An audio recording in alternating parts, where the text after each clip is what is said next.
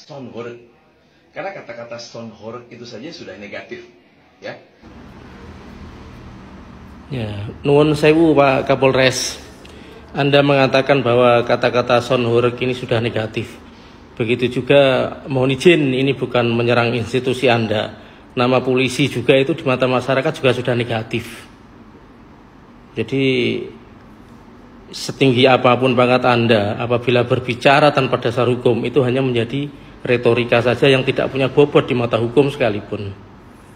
Jadi tolong dikondisikan bahasanya, bahasa yang adem, bahasa yang benar-benar mengayomi masyarakat.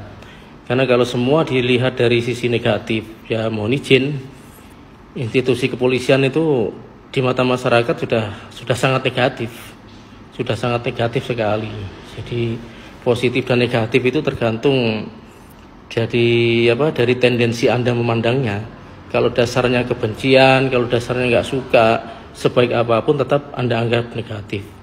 Begitu juga penilaian masyarakat terhadap negatifnya institusi Polri saat ini. Itu seharusnya juga jadi bahan evaluasi. Kenapa masyarakat kok menilai negatif terhadap Polri? Jadi bukan Sonhoreg yang negatif, tapi ya mohon izin, masyarakat itu memandang negatif institusi Polri.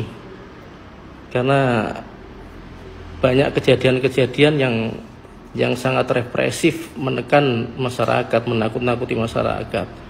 Era sekarang ini sudah era keterbukaan Pak Kapolres. Jadi sekali lagi, setinggi pangkat apapun, kalau bicaranya tanpa dasar dan bukti hukum, itu hanya akan menjadi sebuah retorika atau omong kosong. Maka ajari masyarakat ini untuk taat hukum dengan melihat diri sendiri, institusi diri sendiri, memperbaiki dan memulihkan kepercayaan kepada masyarakat. Kalau Anda menjustifikasi istilah horeg saja negatif, ya saya ulangi lagi, begitu juga masyarakat ketika dengar kata polisi itu image-nya sudah negatif. Jadi tolonglah sebagai penegak hukum, berikanlah edukasi kepada masyarakat.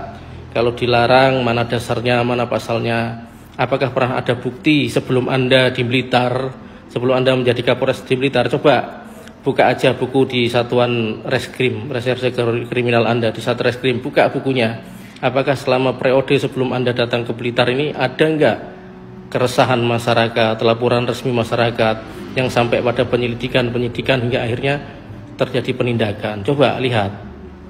Jadi begini Pak Kapolres ya, ini edukasi sedikit. Mungkin Pak Kapolres lupa bahwa penegakan hukum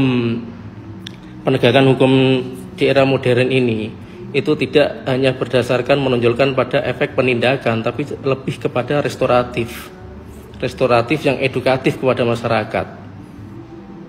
Jadi mohon dijaga perkataan panjenengan ini harus berdasarkan pada hukum yang berlaku di negara kita. Jangan kemudian menjustifikasi semua negatif, semua berdasarkan analisa, semua berdasarkan ketakutan, kekhawatiran.